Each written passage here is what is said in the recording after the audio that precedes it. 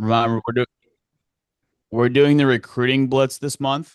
So hammer hard, find quality people. Claudia, can you blast out the bonus grid for those that missed it? Drop that in the chat. So we'll be giving out a lot of cash here at the end of the month. Really excited for that. If you are here in our Tampa office, we're taking our top three guys skydiving. And I'm really excited for to announce the incentives next month because they keep getting better and better. So we're going to be giving away a lot more cash, and a lot more money. Also, shout out to Cruz. He had a 28K month. That's huge. Ethan Corsi did 23. Ryan Spitz, not Splits, Spitz did another 23K. Angelo did 22. Carson Whittemer at 21. The boys are buzzing today. But I'm really excited for our guest. So, guys, most of you know who he is. He was the number one producer for the second year in a row. So, Caleb, what's going on, brother? What's up, dude? How are Good, you? man. For those that don't, I mean, everybody knows you, but just give everybody a backstory on how long you've been in the industry and what you've been able to do so far in insurance. Sure, sure. Good to see you guys. I'm Caleb, for those who don't know. Been here for about 5 years, so I've been doing this a little while now. So I've seen a lot of changes, a lot of things that have taken place over the last 5 years. Because obviously, with this industry, it's always adapting, always changing. But have ran a ton of insurance, a couple million so far over the last 5 years, along with growing a team this year. I'm becoming a lot more intentional and focusing on team growth. So that's why you're seeing maybe still slow down a little bit, but they're still there. But that's a really broad, short overview of kind of where I'm from. I'm in Jersey now. For those who don't know, I moved from Florida about 2 years ago. We just had a second baby, so there's other responsibilities and priorities there as well. But definitely, you guys are in the right field and right place. That is so crazy, dude. You cannot pay me enough money to move back up north. I can't pay you enough money to have a baby either, Jonah. So I'm trying to get Jonah to have a kid, guys. I'm telling you, he'll make a lot Oh more money once man. he has one. Oh man. All right. Well, anyway, so what did you produce last year in premium? Yeah, it was like seven. It was over 725. Ooh, you were so close. So close to be my record, Caleb. No, Just not quite not yet. there. It's 100K off. But talk to us about what are some lessons you've learned along the way from, and honestly, just mistakes you've made from when you first started in insurance to 5 years later. Yeah, when there's a lot, right, guys? I think one of the biggest things that, I'll be direct with, that I'd struggle with at the beginning was finding, the priority in something that I didn't make a priority. If that makes sense, right? I obviously had a family. When I first started, we didn't have any kids. It was just me and Steph. We had just gotten married. I was like a month in the business. So obviously my priority at that time was making sure that Steph's good, I'm good, getting us a house, doing whatever I got to do. But the priorities of work didn't match up with the priorities of my personal life. And because the priorities didn't match up and my why and vision weren't big enough, it caused me to not have enough intentionality to actually hit, certain points of success that I needed to change my family's life. I think a lot of times we want things, we say that we want things, and we act like it, but we don't do the things that we need to do to get there. That was what I'd struggled with the first few months. I had wanted all the big things. I remember sitting there, I was like pissed off seeing everybody winning. And then there came a point where it's like, okay, the reason why they're winning and I'm not is because they're more intentional and they're more disciplined and they're more structured than I was. And so when you have your priorities lined up correctly, that's going to make it a lot easier for you to become disciplined and actually produce at a higher level. Mhm. When did you really start popping off production wise? It wasn't that long. It was about 4 months, which Yeah. I think for me, in my mental state at that point, I was like, this is taking forever, but I was the one causing my own issues. But I think 4 months was the point where things really started to pop off. Yeah. Yeah. Because I was talking to somebody where before this call, where he's been in the business for a few months, and he's just, what would you say to the agent with it's struggling in mindset wise? Maybe they're working from home or they're working remote. What would you say to that person where they're having trouble hitting their inputs? Because it's simple. We all know what we need to do, but it's the actual execution that, of course, everybody struggles with. Yeah. There's a few things I think that would go towards this. right? One thing that Jonah told me a long time ago, guys, he said that the way that he got a bunch of his guys moving was to move them out to him. And I thought that that was the stupidest, craziest thing forever because it was like, who's going to move when you tell them to? Now, you fast forward 2 years later, I just had a ton of guys move out to Jersey because being in person and being in an office is important. Of course, for some people, that's not possible. So I think for those who it's not possible, here's what you've got to remember. You know how to sell, unless you're brain spanking new. You know how to sell. You know you've made money. You've had little wins, right? So you've had moments where you've already proved this to yourself. So we've got to remove that one excuse that people tend to hide, behind in this business, right? You're not confused.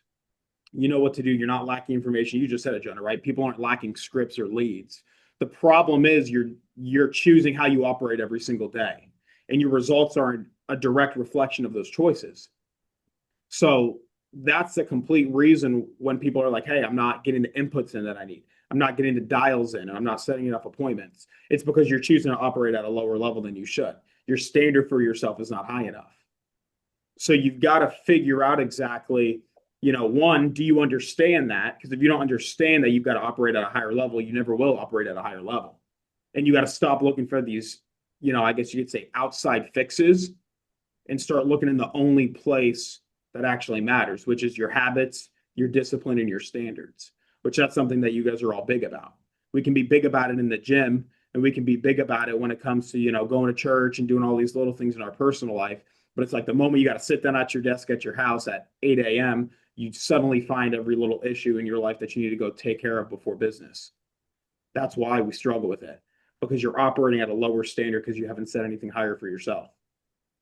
Yeah, man, that's so good. I did just this yesterday. I was listening to.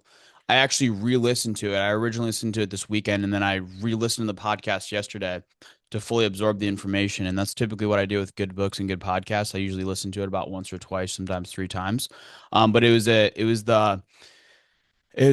on Chris Williams' Modern Wisdom. His name is Eric Jorgensen. He just wrote an autobiography on Elon Musk, and he was talking about the reason that Elon Musk is successful because he has an insanely high level of urgency. Where one example of that, to the point where people think he's a little bit neurotic or crazy, which he probably is, but that is what has made him wildly successful. One example was, if you remember when he was building the tunnels in LA to alleviate traffic. So the true story of what actually happened was he got the idea. He called his engineer at 2 a.m. He's like, hey, this is what I'm thinking. Let me know your thoughts. Boom, boom, boom. Hey, get some blueprints together. Get on this. I'll call you back. Bye. That day, but by 8 a.m., the engineer had the full blueprints together. They were standing in the parking lot of the Tesla factory at 6 p.m. that night. And they're like, okay, yeah, I think we could get the permits for this. Like, I think we could get this together. And give, hopefully we should have it back in about 2 to 3 weeks. Elon's like, no, I need to see a hole in this parking lot by midnight. Get started now. And it's like when you have that level of insane urgency inside of your business, dude, that's like things start moving quick, faster and faster and faster and faster. Hermos is always talking about that, where people are really good at delaying things. And the truth is, you're never going to surpass your level of belief in your business. It's called your belief lid. And so if you have a low level belief lid, well, then you're going to have low level thoughts and you're going to constantly cool yourself down to the level that you need to cool yourself down to. That's why you're never going to out earn your level of personal development. So that's why it's so important in this business that you have to be personally developing yourself constantly and you have to be surrounding yourself with the right people. So hopping on Discord, getting around the right people. That's why, take your one-on-one calls seriously. If your mentor is gracious enough to have a one-on-one call with you, well, I'd freaking show up to that. I'd be tracking my numbers and I'd be actively seeking feedback and being coachable and fully receiving the criticism. Another thing they talk about on Elon Musk, number one, first thing to write down, guys, if you want to be successful, have a insane level of urgency within your business. That is the number one determining factor. Number two, simplicity scales. So think about how can I reduce as much friction as possible within the process that I'm doing. Another good example, relating back to that podcast, Elon, there's two types of businesses out there. There's the type of business where they're thinking how much can we charge for this product? And the second type of business is how cheap can we make this product? So for example, Amazon, they're in the cost lowering business. What is the absolute cheapest we can offer this product? Same thing with Teslas. Teslas are the only car. I know Caleb's got a Tesla. And dude, great cars. Dude, Tesla is the only car, and I still give him shit because it's electric though. But other than that, Tesla is the only car in the past 100 years that they are actively lowering the price every single model and every single year they come out. Do you guys know how insane that is? If you guys look at a Ford F-150, based on if you factored in not counting inflation, when you factor in for inflation, an F-150 should be about $12,000. They're 40,000. So they're charging 3 to 4 times more for an F-150 versus Tesla. And the reason that Tesla's able to consistently get their cars cheaper as the years progress is because when they're building them, and Elon actually trains us on his engineers, he's analyzing the process. He's like, hey, how can we simplify this down? Is this absolutely necessary? For example, I just hired a really big solar team out in California, and they're going to bring on to like 200 people the first month, looking to open an office immediately. I'm really excited for that team. But they were talking about, and they said, dude, we absolutely love life insurance and we love this industry because of how simplistic it is. They're like, we're having to manage the fulfillment, the supply constraints. We're having to go with different vendors. Vendors are going out of business. You guys see what's going on with solar, with Sunrun and everything. They're like, dude, this is way too much. You're telling me like we can just come in, sell, and we get paid that week? Like, bro, we've never had that. We've been in door to door for 20 years and we've never seen this. Like, this is insane. We're gonna be able to scale this up so fast. So it's very easy to take for granted about how blessed we are and how simplistic it is in this business. And if you're not conscious, it's easy for us to overcomplicate the process. So not only having an insane level of urgency, but also what are the With highest leverage tasks this tag I that has new yeah, thank you. What are the highest leverage tasks I can be doing with my time? So it's if you have what I've seen a commonality with people that have a low belief level within themselves or their business is they'll subconsciously self-sabotage. One example of that is by doing low income tasks. Because in the here's the scary part, you don't even realize it, but it's like if you believe you're worth $15, $20 an hour, you're going to spend a lot of your time doing $15, $20 hour tasks, organizing your leads, doing admin, doing back end, doing this, doing that, and not actually dialing. So make sure you guys are super intentional. And one helpful habit of this is it's going to be one of the most meticulous things you do, and it's going to be a pain, but I promise you, super effective. Claudia actually just did this with herself. Go through your day and track every single minute of what you're doing every single time. Like, dude, you are going to be sick. Like, you will literally be sick by how much time you guys waste every single day. So if you're not having the results you need, self-analyze and reflect on yourself and think, all right, where do I need to develop? Where am I spending my time? And what is my level of intentionality?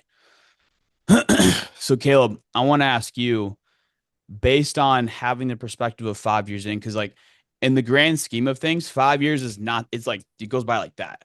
Like I still some days I still feel like I'm new, but for you and me, we're the grandfathers in the industry. Like we've got some skin in the game and we got some years on our belt. What do you let me ask it this way. What have you how has your perspective changed towards sales of what you believed when you first got in the industry to now? I think there's multiple things. Um, Urgency is a big thing, right? What you just talked, I'll talk about that for a second here because you just mentioned it. When we first start, guys, like I'll give you this example. When I started, I failed my exam, passed on the sixth try. The urgency that I had when I needed to pass that exam, I had it, a lot more than most people would because I took it six stinking times. Within the six times, you got to think about it, that was a year process that it took me to actually pass my exam. Because I had the urgency to pass that exam, I had the urgency to actually get started once I had my license. Most people, they pass their license within 30 days. They get in here, they have urgency to win, they make a sale, and then they drop off. Right. One of the biggest issues with urgency is that at the beginning of our career, we all have that level of urgency that forces you to perform, right? Because everyone else is doing it. You don't have that luxury of necessarily being comfortable, right? You need to make money, you need to figure it out. But because of that, your actions are sharp, right? So you're moving faster and you're following up quicker. But the problem is that once you start to make some money and prove to yourself that you can do this, something starts to shift. And that's what had happened with me, right? Not a dramatic shift, but it was just enough to change my behavior. And I stopped operating, like I have to win and started operating like now I can win. There's a difference. And that small shift there, is where your production actually starts to plateau. And so I think urgency is significantly important because when you feel like you have time, you begin to act like it. I've realized that it doesn't matter if I'm 24 years old, I don't have as much time as people think I have. People are always like, "Oh, you're young." Right? I'm young. You guys are young for the most part. We're all, the majority of us are in our 20s or early 30s. You might be young, but that doesn't mitigate that there's no, inevitable time on your life. And when you start acting like you have time, your urgency goes, right? You don't treat every single call that you're on with the same urgency. You don't press as hard in the conversations like you should because you just start to sit there and allow, you know, things to slide by. You don't have the urgency like you used to. So you got to remember that those small little delays that you have start to compound. And when they Mm. compound, eventually you lose control. And Caleb, that's so good. Can I stop you there? yeah, Because I think one thing, define the difference between being pushy and having a high level of urgency in a sale, because I think a lot of agents confuse the two. sure. Urgency, guys, means that something's important. Pushy means that you want it. That's the difference. And a client can tell, right? So I can talk to you and I can be like, hey, Jonah, no, we just really do need to take care of this right now. I don't really want to set up another time. I think that this is important to you.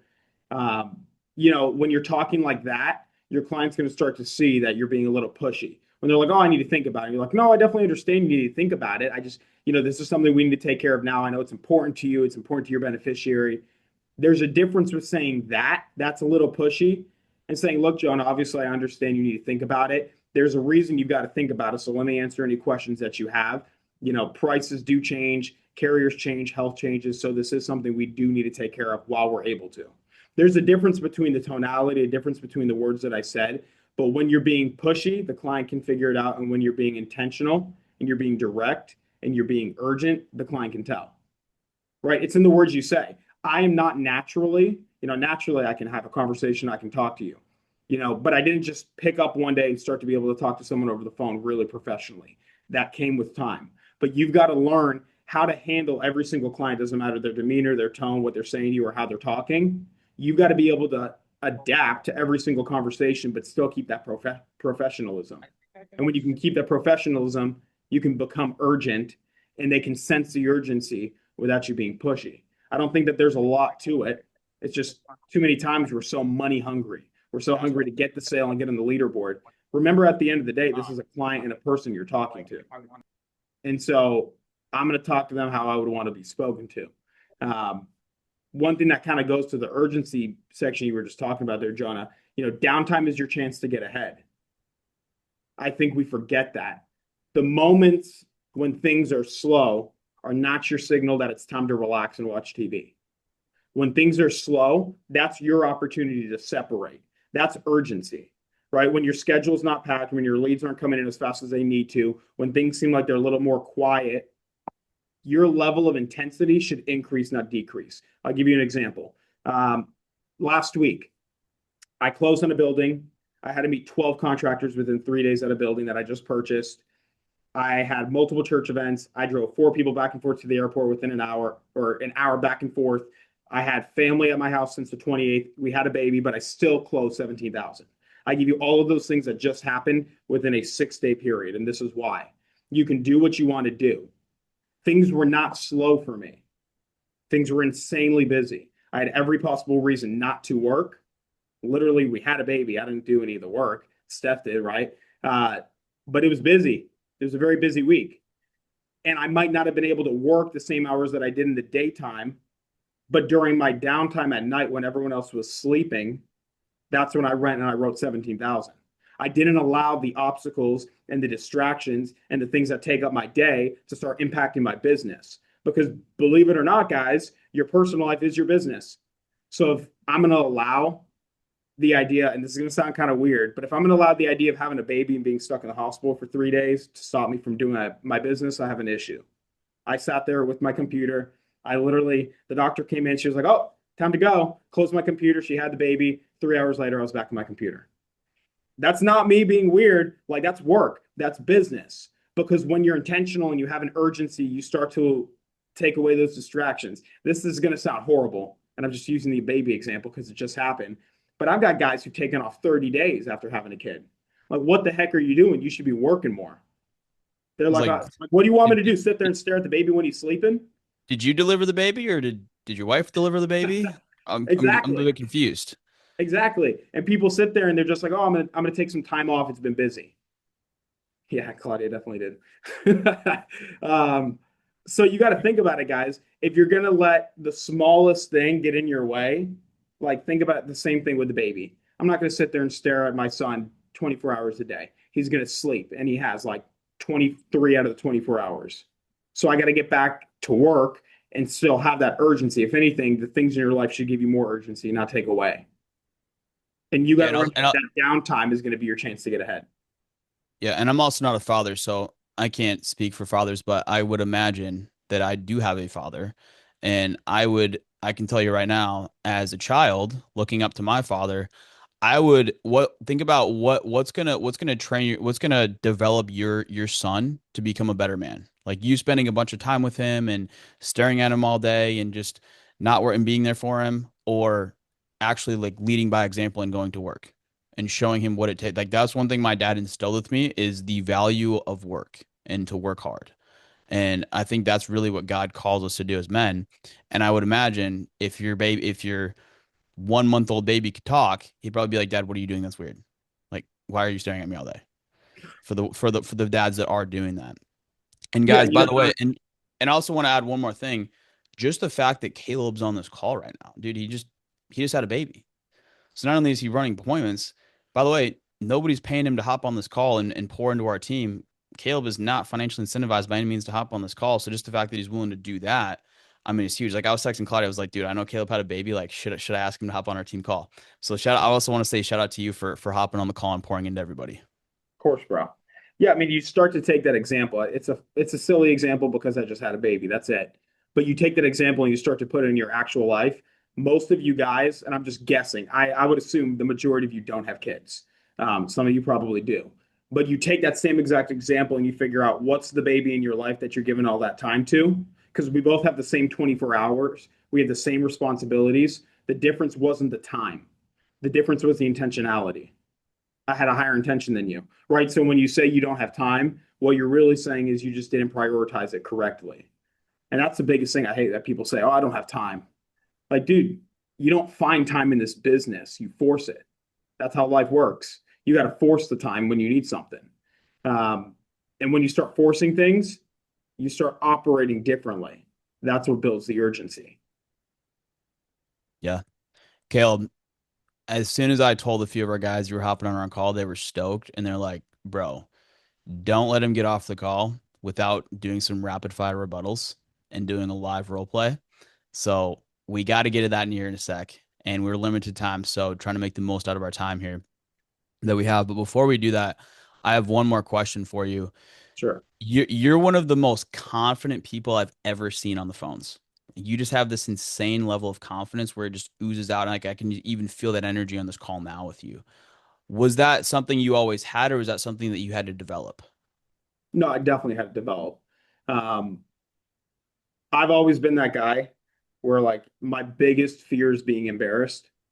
So if I'm embarrassed, you're going to see me get a little red and then it's never going to happen again. I swear to God. That's how it works.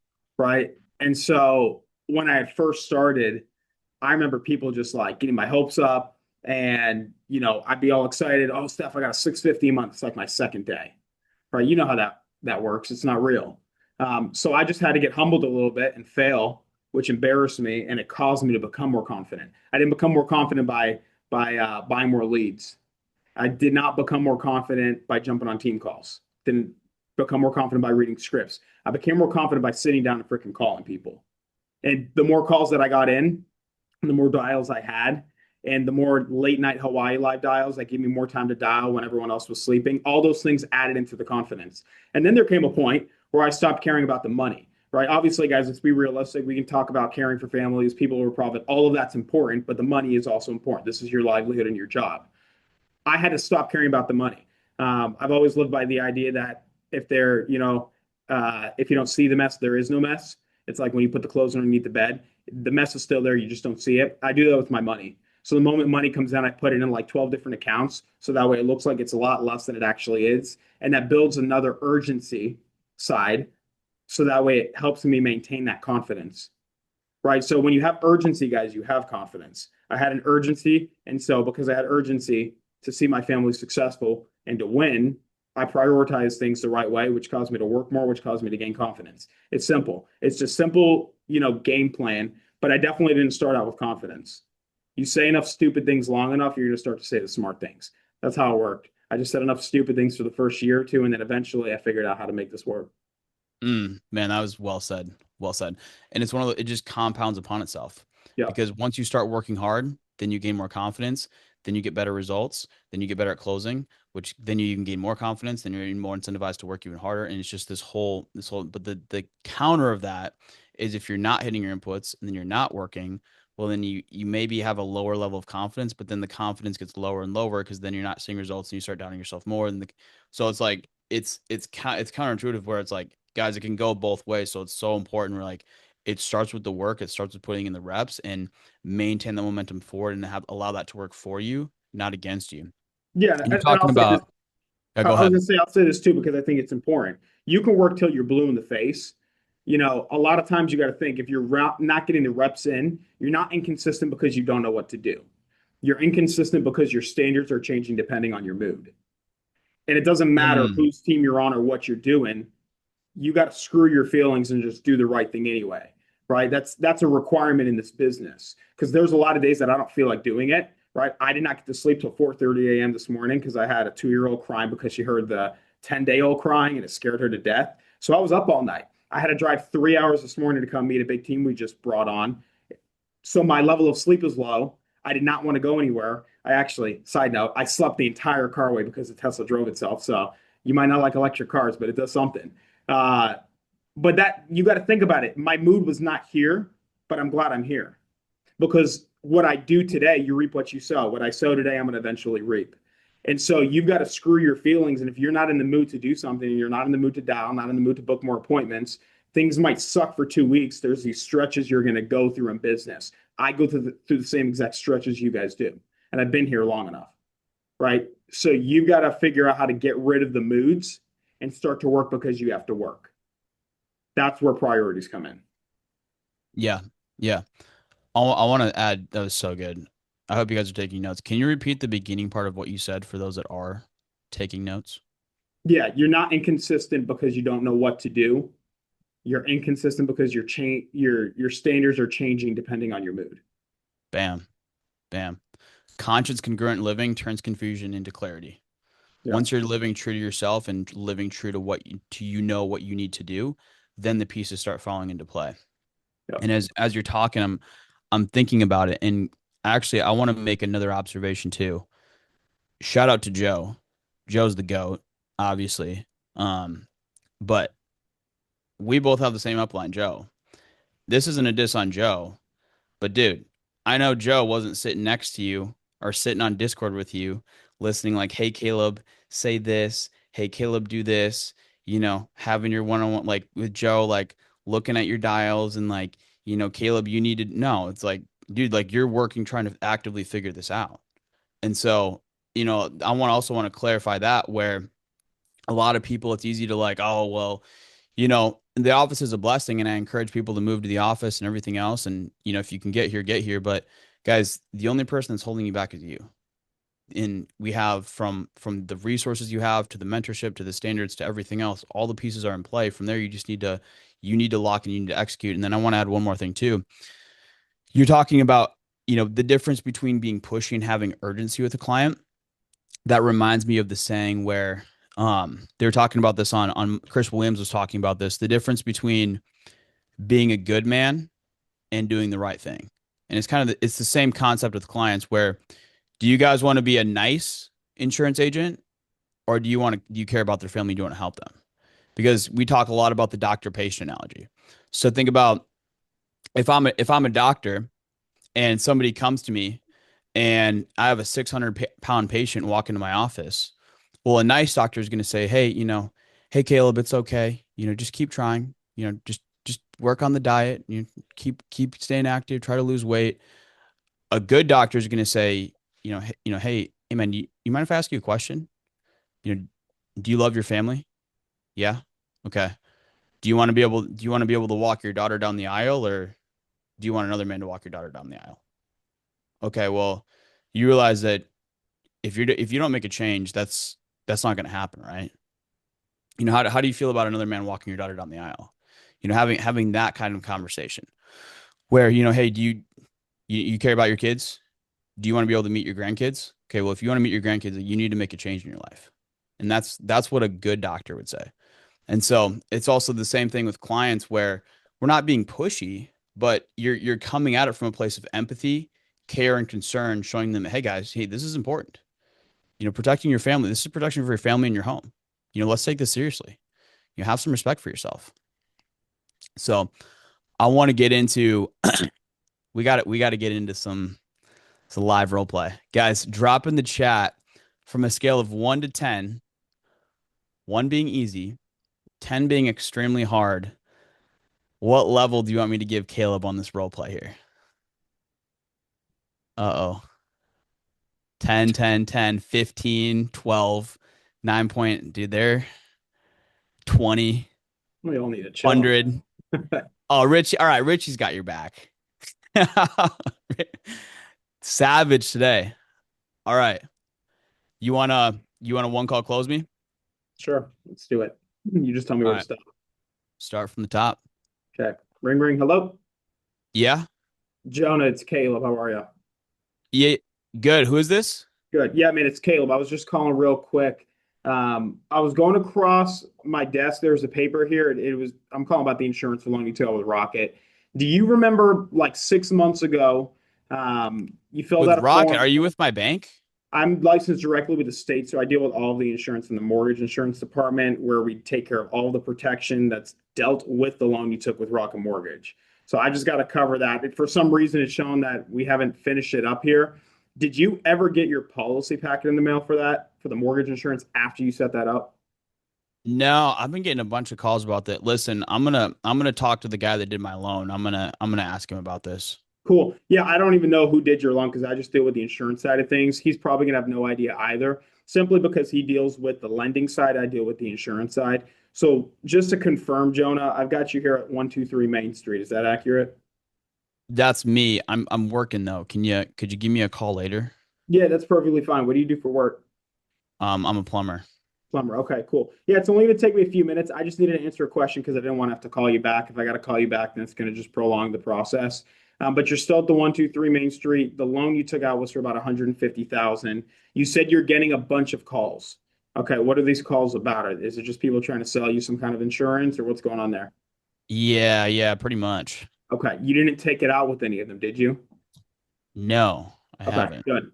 Good. I've got a security code, Jonah. I know you said you're working. Do you have something to write with? I want to give you a security code so you always know that you're speaking with me when I call. Yep, I got a pen right here. Okay, perfect. I'm gonna have you write it down. It's gonna be 20212801. You got it? Okay, what is this for? Yep. So basically, all of these people who keep calling you, Jonah, I'm assuming at some point you filled out something you weren't supposed to, and a bunch of sales agents just got your information because we're all data, and they're trying to sell you something. A lot of people are going to say it's mortgage protection. Some are going to sell you life insurance.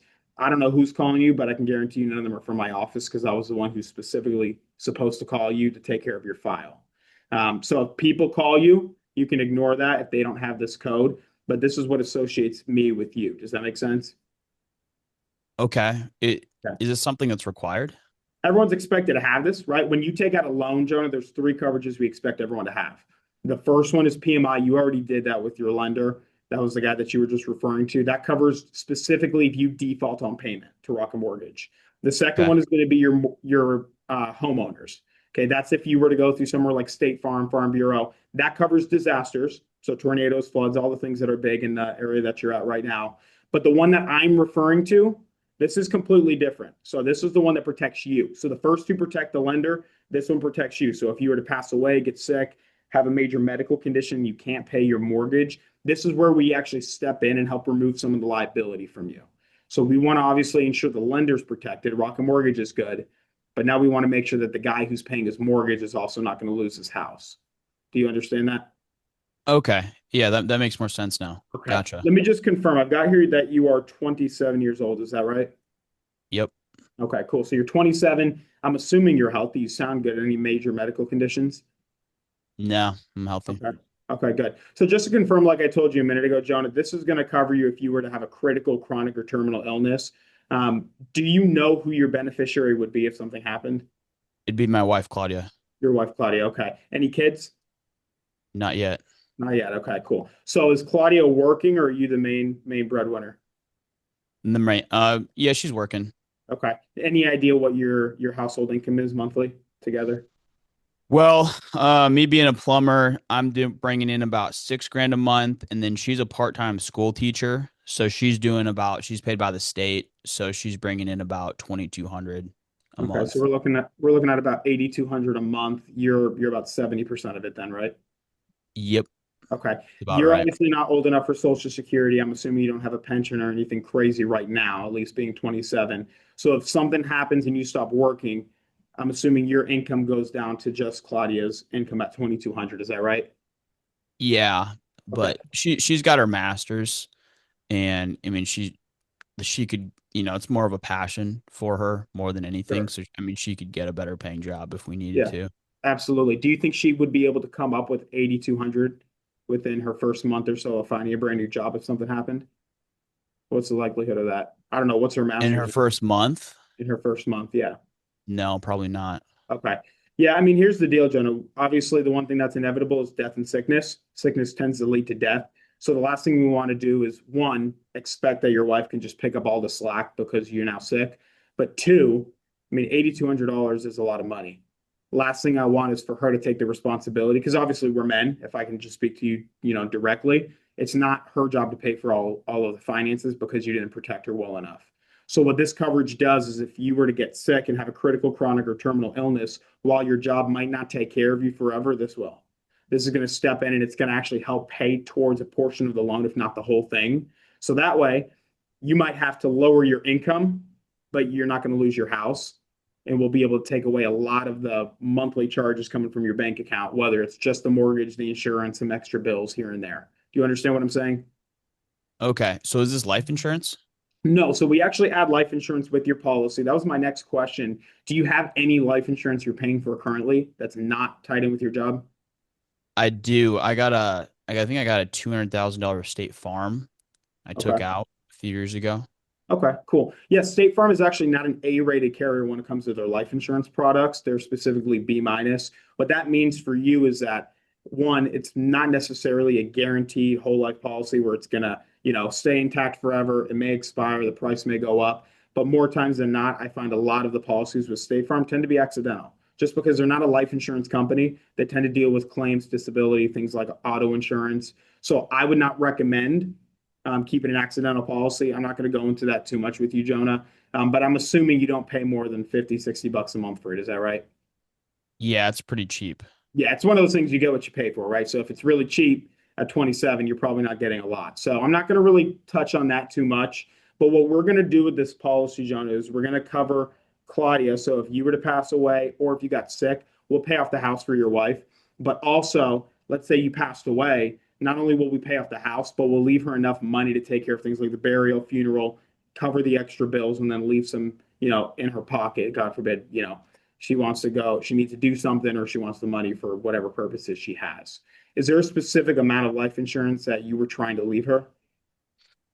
Well, I mean, it'd be nice to have the home paid off for sure. Yeah, and that's at about 150 right now. Funeral Yep. costs, if you're going to be buried, that's usually putting you around another 20,000 or so for the burial and funeral. So that's 170. If we could leave for an additional 200,000, 1 to 200,000 more, that puts you like 350 a month. Would that make things a lot easier for Claudia? But also, if you got sick, let's say you never even died, would that make things more manageable for you if you just had 350,000 sitting in your bank account? Yeah, well, I definitely wouldn't say no to that. Yeah, no, I've never met anyone who does, right? That's crazy.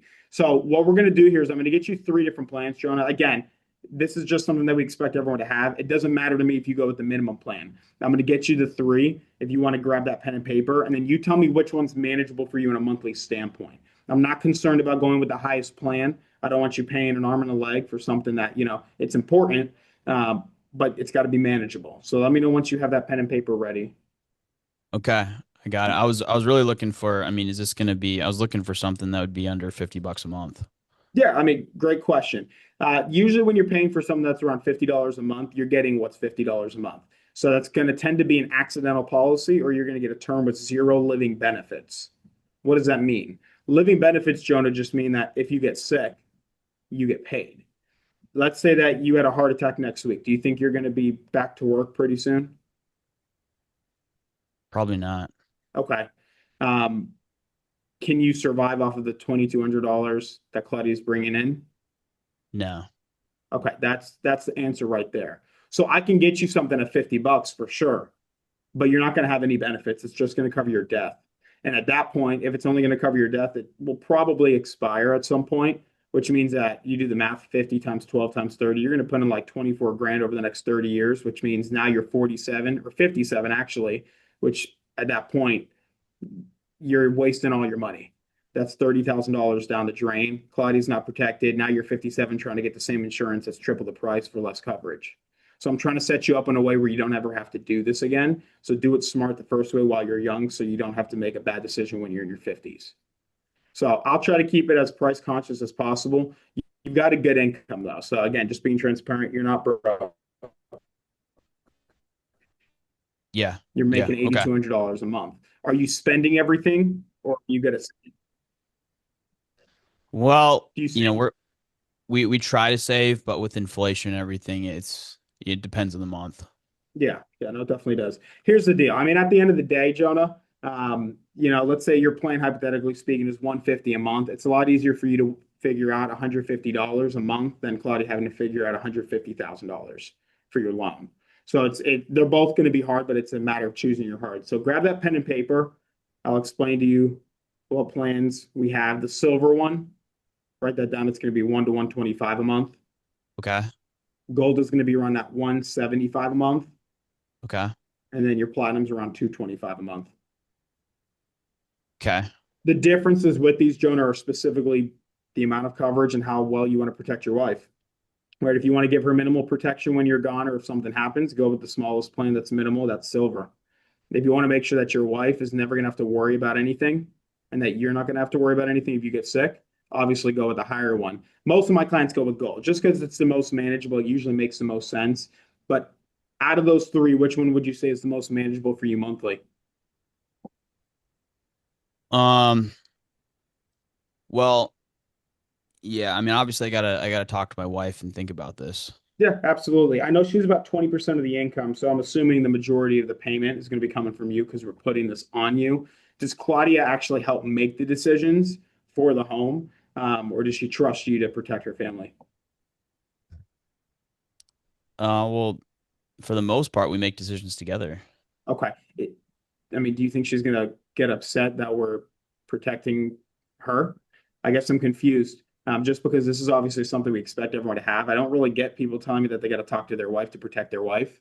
Is she going to be upset? I don't want to cause a fight or anything. No, probably not Okay. when you put it Yeah, that because I way. just want to, yeah, because I just want to get this knocked out. I know you're busy and I'm busy too. I've got a bunch of other people that I got to get on the calendar here today. So let's just get this knocked out. Here's the thing: if Claudia comes back and says, "No, I need less protection," we can fix it. I think the last thing that's going to happen is your wife asking for less. Usually, it's more, right? We understand how that is. So if she Yeah. says, "I want more protection," we can add more. That's fine. So most people would go with the gold plan, and they always increase it later on. Is the gold at that 175, is that manageable for you monthly, or do we need to go a little lower? That I can manage that. Okay.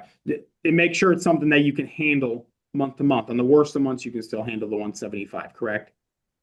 Yeah. Yeah, Okay, I cool. can make that. I can move some things around. Okay, good. Yeah, what they're going to do is take out that first payment in the next day or so. It's always going to come out on the 22nd after that of the month. So just make sure that that 175 is there within the next day or so. So let me pull this up. I'm going to get you a few different plans because we have a few options. It's going to be based off of your health. I know you mentioned that, you're 27. I'm assuming no major health issues, right? Cancer, heart issue, stroke, nothing like that. Nope. Okay, good. I don't know how much farther you want me to keep going. Well, what information are you gonna need? Sure. I mean, absolutely. I'm going to need things like your medical history. We're going to get into some financial questions. And then we're going to get Claudia's information because she's the one that we're protecting here. So you said you're healthy. Do you take prescriptions for anything? No, I don't take any prescriptions. Okay. Have you ever been diagnosed with something even if you don't take the prescription? Nope. Okay, good. So this should make it easy. You said you want to keep it at that 175 a month. This plane's just going to be on you, Jonah. So once we're done, we'll figure out if we want to put protection on Claudia, so that way if something happens to her, you're protected as well. But right now, you're the main priority because you're the main breadwinner. So obviously, you got the pen and paper in front of you. I want you to write down a few things. First, write down living benefits. Just Okay. so whenever you look at this paper, you remember that it's going to cover major things like critical, chronic, terminal, and disability. We'll go over that Got more it. here in a second. I'm going to get your basic info. The first step is getting you approved. I don't want to tell you exactly what we're giving you until I can get you approved because I'm going to set an expectation and possibly not meet it if you're not telling me everything about your health, which I trust you.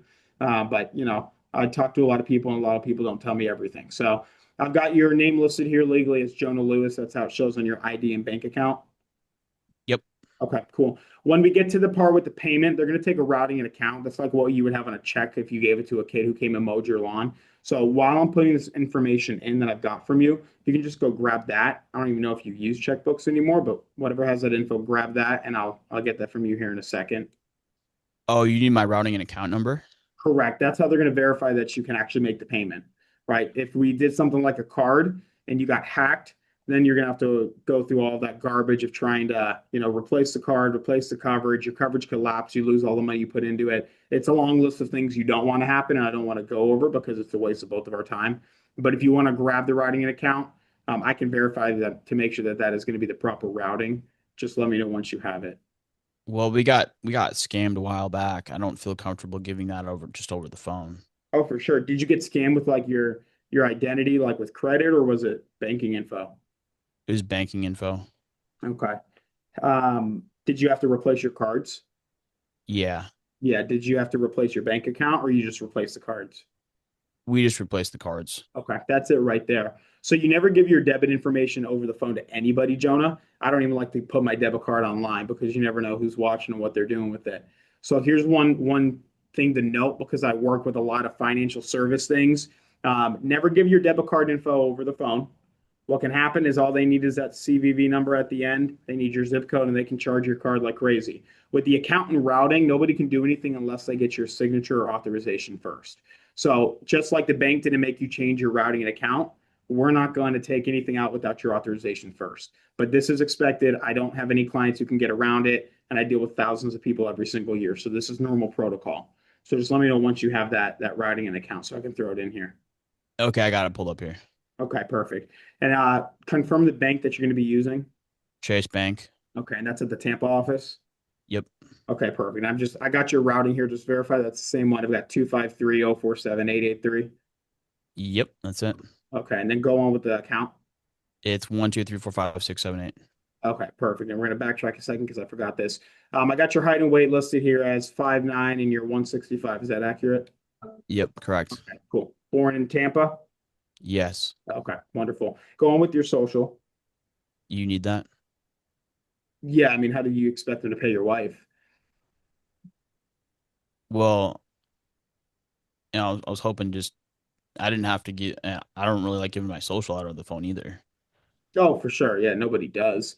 What I can tell you though is if you don't want to give your social, they're not going to pay your wife. That's how they verify your identity, verify that you're telling the truth. So it's really a matter of you trusting me and everything I've told you so far and making sure that your wife gets paid, or then Claudia's going to have to deal with the debt of the home because you didn't take care of her. Okay, that's fair. All right, it's 1 2 3 4 5 6 7. Okay, cool. And then I got your phone number listed as, whatever. Okay, Yep. perfect. Bam. Bam. All right, let's go. And then let's go through that. So let's say you went through the whole app, got me approved. What does the tie down process look like? Sure. So, John, it looks like we got everything approved here, which is great. Like I said, this is going to be coming out here in the next day or so. So just make sure the 175 is there. Grab that pen and paper. I'm going to have you write down some important information Okay. because you're going to get a policy packet in the mail. Okay. It might take a few weeks. Every now and then, people, people don't get their packets because of the mail. So I'm going to give you information to write on this piece of paper. Keep it somewhere safe on your fridge and your safe, wherever you hold everything. And then if someone ever calls you and asks anything, you've got all written. But write down whole life. Okay. Okay. Write down never expires. Okay. Write down price never goes up. Got it. Write down living benefits. Okay. And then write down security code. Okay. Okay, and I'm going to give you the number. It's 20212801. Got it. Okay. The reason I give you all of those things, Joan, is because I want if someone calls you and they try to lie and act like they work with me, they're over me, they're my manager. None of that's true. Always ask them, hey, do you have the security code?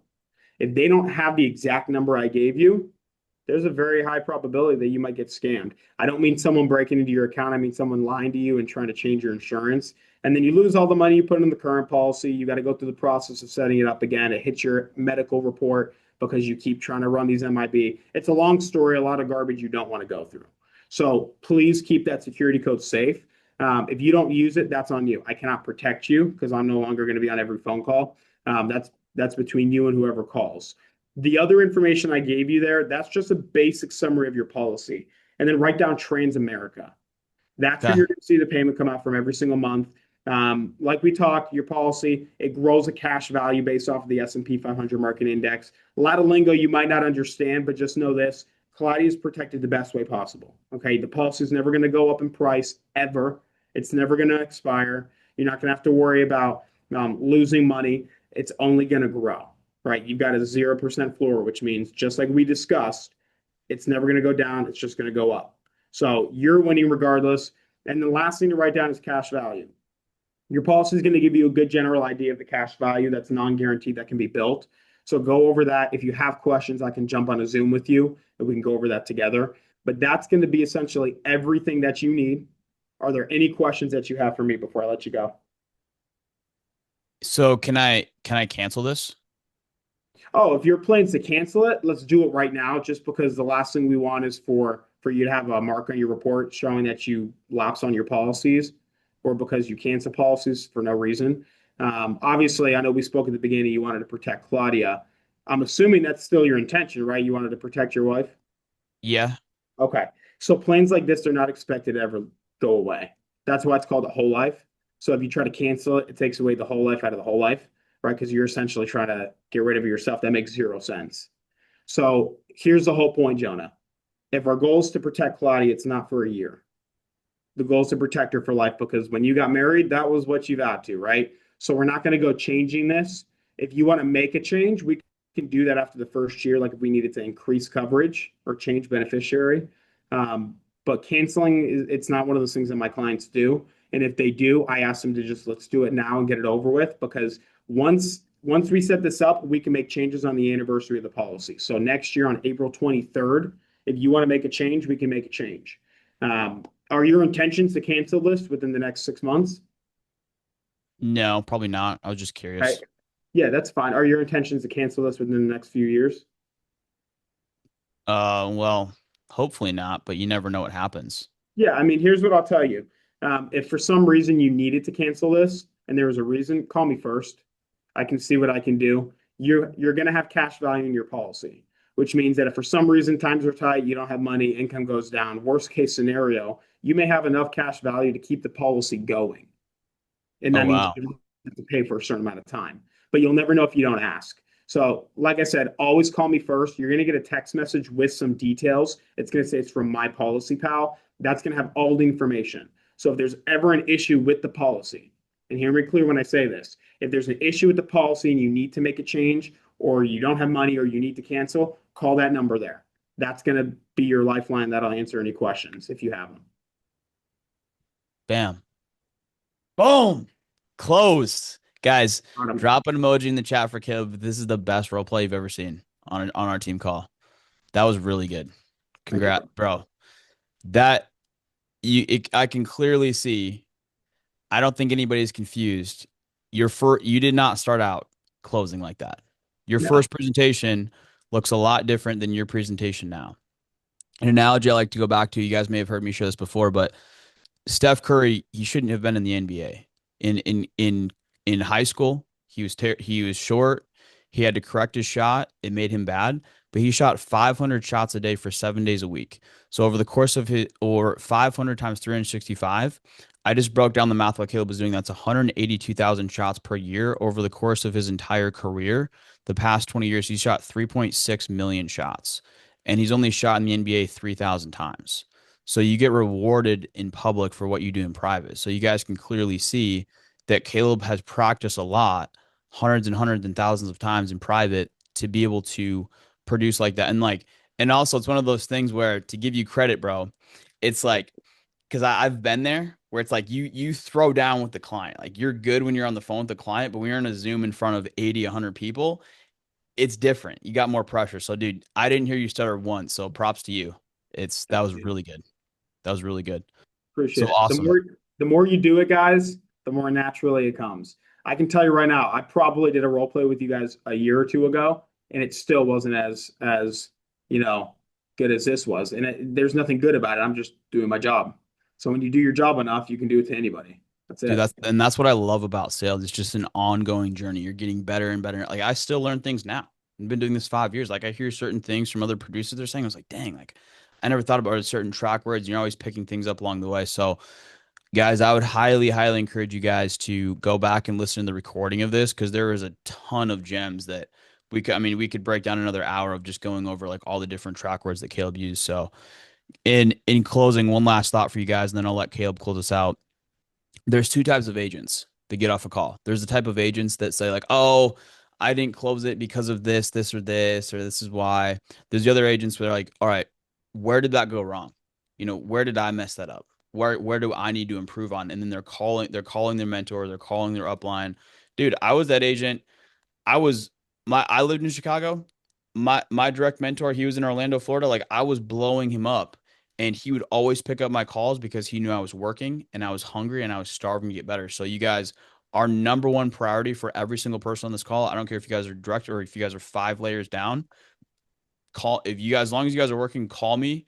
If you don't close it, you need help. I would love to book a one-on-one call with you, go on, break down and like figure out where we can improve because dude, this is such a great business.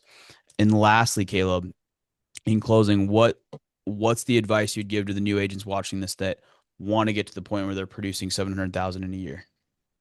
Yeah, I think this will go for new or for experience. And Simon, just to answer your question, I don't ever give them that option. When the policy comes out every month, if they ask, then I will. Um, this goes for anyone, whether you're brand new or experienced, and it still goes for people like me, right?